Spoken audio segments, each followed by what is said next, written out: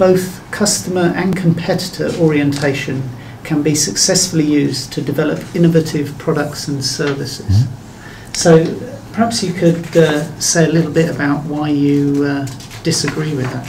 Well, in some sense, so the question is why I disagree with both customer and competitor orientation can be used to develop innovative products and services. Some of it may be colored by some recent work I've been doing inside of Autodesk in our strategy work, trying to get our organization to look less at competitors and more at customers.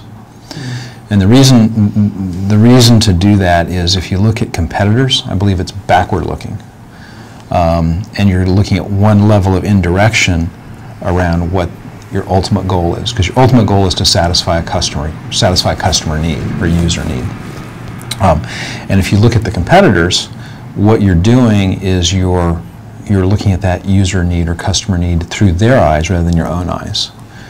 And from a strategy standpoint, you're following rather than leading.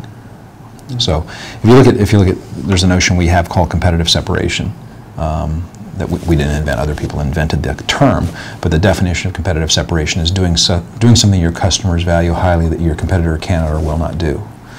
Often in strategy and sometimes in attempted innovation, people look at what the competitor cannot or will not do and they forget about something the customer values highly. So what I try to get our organizations to do, or I'm trying right now, is to get them to focus on, if you focus on what your customer values highly, and of course they're willing to pay for, so that's the measure of whether they value it highly, and focus less on what your competitor can or will not do. In the long term, that's a better result. That'll produce a better result because you're moving towards something rather than reacting to something. Because if you're just focusing on your competitors, you will be following forever and never catching up.